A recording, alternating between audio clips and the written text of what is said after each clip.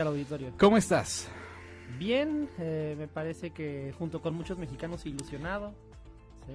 Porque creemos que ya hay una alternativa político-electoral que va a llamar la atención y que parece interesante. Hace unos días cerró el registro para candidatos independientes para que... A la presidencia de la República. Sí, para que mexicanos y mexicanas que tuvieran la intención de competir por esta vía, pues lo manifestaran, ¿no? Ante el INE. Y fueron, entiendo, al final, yo me quedé en un corte de 14, pero creo que fueron poco más de 20 los que se registraron o por lo menos, manifestaron su intención, porque luego viene un proceso de recolección de firmas, apoyos.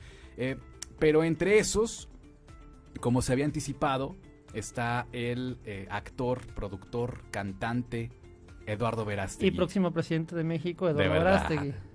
Bueno, me parece ya hablando en serio, llama la atención, obviamente es un personaje que tiene una trayectoria y un discurso particularmente en el activismo político de este sector que tradicionalmente se ubica con la derecha, ¿sí? y es una posición política que aglutina a millones de mexicanos que básicamente se adscriben en esa lógica política, ¿sí? Esa lógica política que es una mezcla entre liberalismo, conservadurismo, una democracia cristiana, en el sentido filosófico de la expresión, ¿sí? Y que en ese sentido pues básicamente articula una oferta política que en muchos sentidos, dado que la mayoría de los partidos políticos han estado capturados por el discurso progresista de izquierda más bien, y eso lo puedes ver tristemente ya está en el Partido Acción Nacional muchas veces, que ya más bien han abrazado estas banderas culturales promovidas por el progresismo, ¿sí? Que, pues bueno, muchos no compartimos, muchas personas no comparten, y que en ese sentido, pues tener una alternativa político-electoral que reivindica los valores que tradicionalmente se asocian a este electorado, pues es importante, puesto que en muchos sentidos era un electorado que no se sentía representado.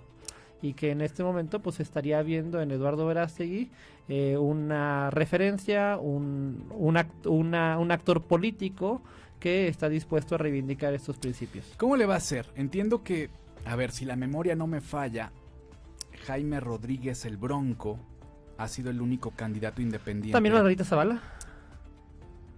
Es cierto, aunque no llega, digamos, al final de la contienda, pero vaya, el común denominador en estos casos es que se estrellan estrepitosamente, ¿no? A ver, bueno, el común denominador en la única experiencia que tenemos en el único proceso presidencial donde había habido candidatos independientes. Además, en el contexto donde pues era López Obrador el gran candidato a vencer y demás, obviamente tenía sus particularidades ese proceso, ¿no? Pero bueno, nosotros creemos que la política ha evolucionado mucho en los últimos años, ¿sí? Creemos que las condiciones políticas electorales de alguna forma se han transformado en profundidad, que reclaman la presencia de una posición claramente de derecha, que se reivindiquen claramente valores importantes para la sociedad mexicana que habían estado siendo dejados de lado por la hegemonía del discurso progresista. Sí, y en ese sentido, pues la opción de Eduardo Verástegui, con el discurso que ha manejado, con la trayectoria que ha tenido, particularmente en temas de activismo, porque se le ubica como actor, se le ubica naturalmente como una figura de los medios de comunicación en el sentido, de la farándula, pero en los últimos años ha evolucionado hacia un claro activismo en favor de los temas pro vida, de los temas pro familia, de la crítica a las tendencias socialistas del gobierno, sí, que nos parece que puede ser interesante, puesto que puede ser el eco de la voz de muchos mexicanos que no necesariamente están de acuerdo con esa izquierda dominante hegemónica que al día de hoy ejerce la presidencia de la República y hegemoniza los partidos. ¿Cuál es el ejemplo de Eduardo Verástegui o de cualquier otro que por la vía independiente aspire a la presidencia? ¿Cuál es la referencia internacional? En México no encuentras, pero a nivel internacional sí. A nivel internacional, bueno, tú tienes ahorita el caso de Milei en Argentina, es un caso interesante que está probablemente es el candidato favorito a llegar a la presidencia de Argentina. Tú tienes el caso en algún momento de Bolsonaro en Brasil. Antes tuviste a Donald Trump, tienes a Nayib Bukele, sí, también tienes a Giorgia Meloni en Italia, sí, todos son perfiles que han reivindicado esto que se denomina la nueva derecha. Sí, que es básicamente pues una reivindicación de los valores conservadores, que por ser conservadores no necesariamente significa que sean irracionales, sino que son simplemente un entendimiento de que el progresismo ha de alguna forma devorado con demasiada irresponsabilidad la agenda pública y ha impuesto una serie de transformaciones antropológicas que no necesariamente tienen fundamento racional, científico, y que quizás habría que ir mucho más despacio y repensar algunas de estas temáticas, porque creemos que están haciendo daño a la sociedad. ¿Cuál es el primer paso de quienes aspiran a convertirse en candidatos y candidatas por esta vía? Entiendo, son 987,000 firmas. Números cerrados, 1,000,000. 1,000,000. Un millón de firmas que tendría que recolectar Eduardo Verástegui a nivel nacional, además con una distribución geográfica. Sí, 17 estados al menos. En 17 estados al menos. Eso, pues bueno, es un reto importante. Nosotros vemos, o quienes hemos visto este proyecto con simpatía, vemos que en todo el país empieza a manifestar cierto interés por el proyecto. Fundamentalmente, vuelvo al argumento inicial, porque se percibe que los partidos políticos tradicionales habían, particularmente los que en teoría representaban ese espectro político, particularmente el PAN, una parte del PRI, pues de alguna forma han abandonado la reivindicación de estos valores, de estas batallas culturales, y han permitido que la hegemonía progresista domine el discurso público, ¿no? Y esto pues, es muy patente en temas de género, en temas de feminismo, en temas de diversidad, en toda esa agenda que muchas personas no tienen por qué compartir en los términos en los que el progresismo la reivindica o la quiere en muchos sentidos imponer. En esta semana, por ejemplo, pasada tuvimos un ejemplo en Aguascalientes, hace 2 semanas, el tema del aborto, por ejemplo, ¿sí?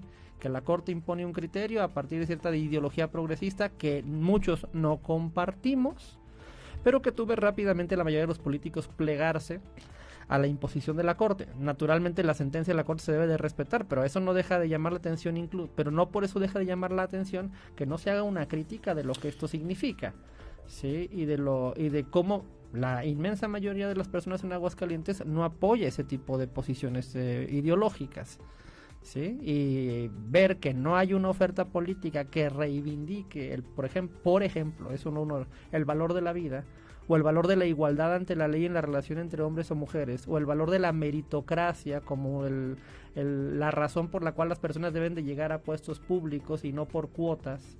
¿Me explico? Es algo que son posiciones políticas que se están discutiendo a nivel de base, pero que tristemente en las vertientes partidistas no encuentran un eco porque hay mucha cobardía en salir a defender estos principios. ¿Tú crees que hoy por hoy el destino de México, así como está, es solo de izquierda? Ya sea Claudia, ya sea Xóchitl, incluso ya fuera Samuel. Bueno, pues esa es la importancia y por eso creo que está llamando tanto la atención la candidatura de Verástegui, porque tiene que haber una discusión sustantiva, ¿sí? Una discusión sustantiva entre proyectos de país.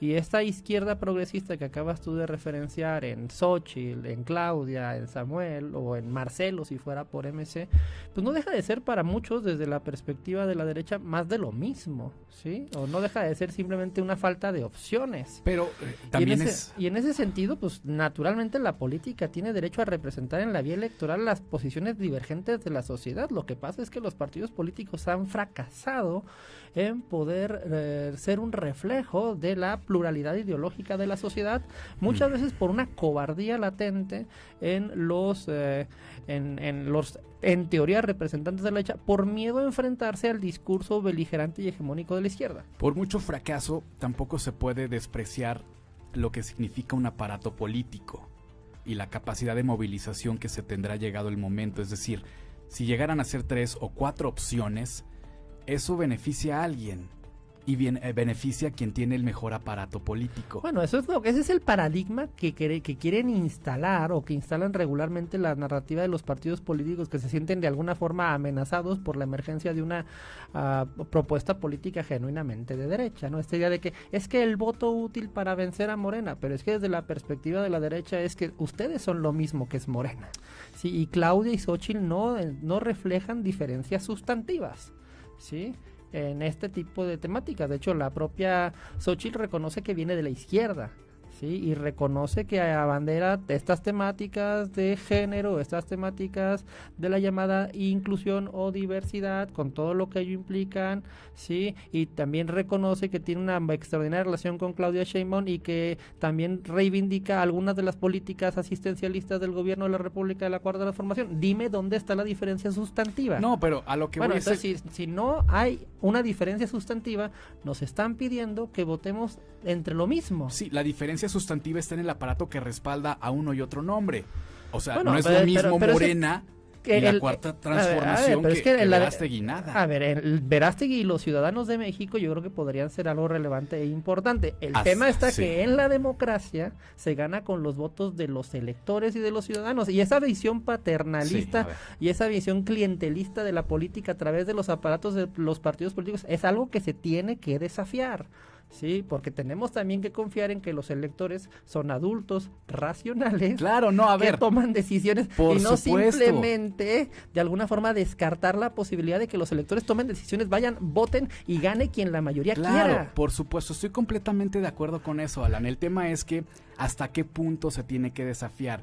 Supongamos que llega... yo pienso que en la democracia se debe desafiar siempre, ¿o no creemos en la democracia? Por supuesto que sí, Alan Capetillo, pero tampoco existen las sorpresas ni los milagros. Si a la vuelta de la esquina Verástegui se convierte en candidato independiente, empieza la campaña, va 1 semana, 2 semanas, 3, 4, vamos a la mitad y no levanten las encuestas. ¿Donald Trump fue una sorpresa? Por supuesto que no. ¿Milei fue una sorpresa? Por supuesto que no. No fue una sorpresa Milei. Ok, no fueron... ¿Giorgia Meloni no fue una sorpresa? Fue una sorpresa que aparezcan. ¿Vox no fue una sorpresa? Fue una sorpresa que aparezcan, pero no es una sorpresa que lleguen, ¿no? Por ejemplo, en el caso de Milei, estás viendo que ya ganó la primaria. Entonces, sí, claro, su sorpresa fue la irrupción. Pero que gane eventualmente ya no va a ser una sorpresa, porque estamos viendo su avance. Bueno, igual con Donald Trump, fue una sorpresa que irrumpiera, pero poco a poco fue avanzando. A ver, pero y estaba a ver, las sorpresas son la constante de la democracia. En la democracia hay incertidumbre porque depende de la voluntad libre y soberana de los electores y los ciudadanos que tienen derecho a decidir y tienen derecho a tener opciones. Pero si a media campaña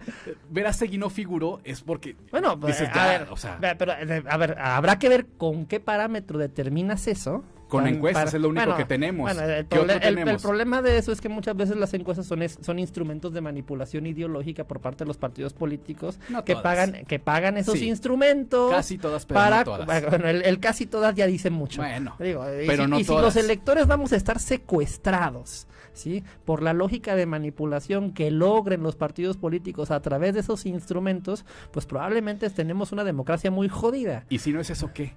Pues yo creo que hay que confiar en los electores, en que los electores vayan y voten. ¿Con y hay ojos que ver cerrados hasta el final? Pues es que de eso se trata la democracia, de que de que se sumen las voluntades de los electores que libremente determinaron la elección por la que quieren votar, y a partir de ahí el que tiene mayoría gana. Pero esta lógica de querer manipular el voto para quererlo conducir y querer distorsionar la narrativa para que vaya hacia donde yo quiero, pues me parece que es faltar el respeto a la democracia, a lo que la democracia significa. Sí hay sorpresas, pero también hay señales y tiene que haberlo en algún punto. O sea, no se puede ir con los ojos cerrados esperando el milagro hasta el último momento. Es que en la democracia tú vas con los ojos cerrados porque tú vas con tu voluntad. Eso a de ingenuidad, Alan. A ver, pero es que no se trata de ingenuidad, se trata de si creemos o no creemos en la democracia. ¿Creemos o no creemos que todos los electores tienen derecho a votar libremente? ¿Sí o no? ¿Sí o no? Sí, pero y que esos votos se deben de contar. Pero mira, Verástegui tendría que decir... O lo que me está diciendo que cuando sea presidente no diré nada, pero habrá política. Señales. Tendría que haber señales. Va a haber señales. ¿Sí? De hecho, tan hay señales que mírate, estás nervioso porque sabes que es real de lo que estamos hablando. Bueno, yo nada más estoy platicando contigo. ¿Qué otra señal queremos que ver nervioso a Joaquín Martínez? ¿Nervioso de qué? ¿Nervioso de qué? Eso es una señal. Pero hablando de señales, creo que ya hay señales en cabina. ¿De que ya cortemos? Algo así. No, pero está muy a gusto la plática. Pues sí, pero bueno, yo creo que hay que abrir las posibilidades a esta candidatura. Creo que es importante que haya candidaturas ciudadanas en México para la presidencia y para todos los cargos. Y en ese sentido va a ser relevante este ejercicio, que creo que se empieza a consolidar a partir de un primer experimento en la elección presidencial de hace 6 años. Y que ahora creo que en esta coyuntura, con este personaje, con este vacío político que se presenta alrededor de la figura de los partidos progresistas ya todos, pues me parece que esta candidatura podría potenciarse y que hay que ponerle atención. Dicen acá hay datos duros, antecedentes, estadísticas. Yo insisto, o sea, la sorpresa puede ser la irrupción, pero no puede ser la única sorpresa. Bueno, a ver, faltan 8 meses. Yo lo sé.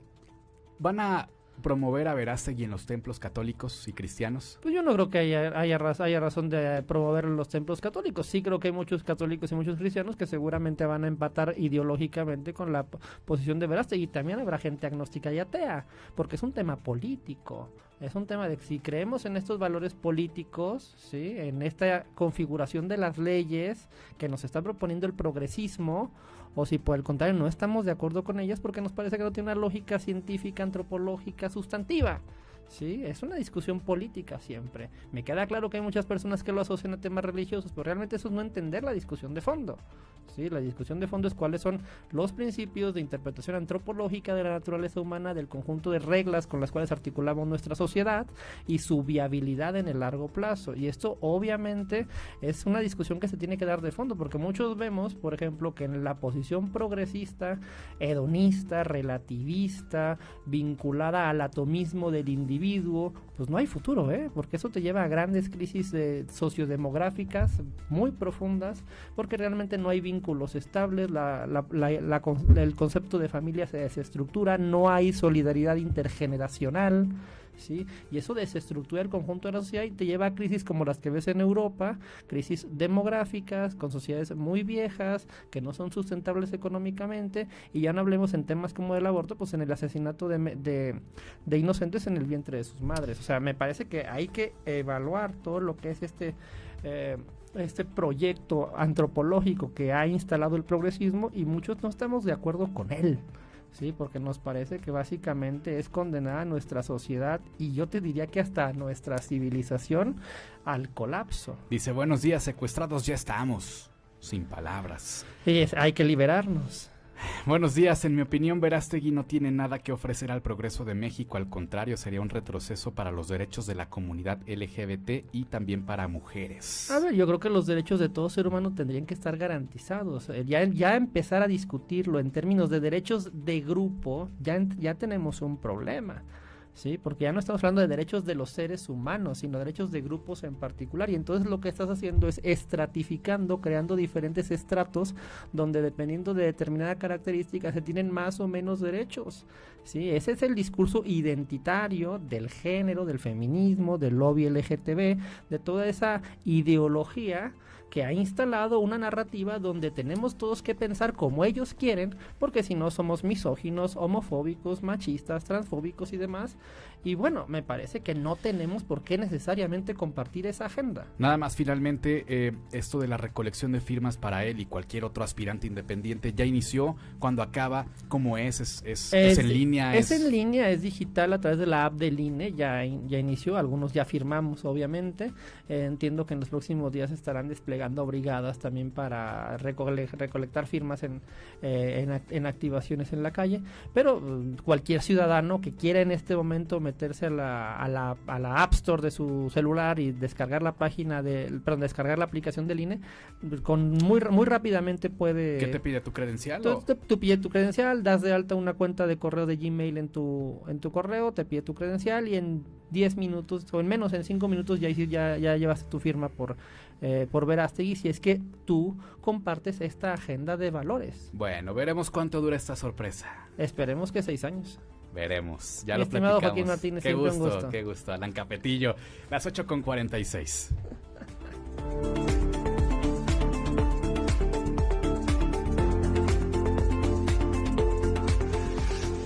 Aprovechemos la pausa para prepararnos un café.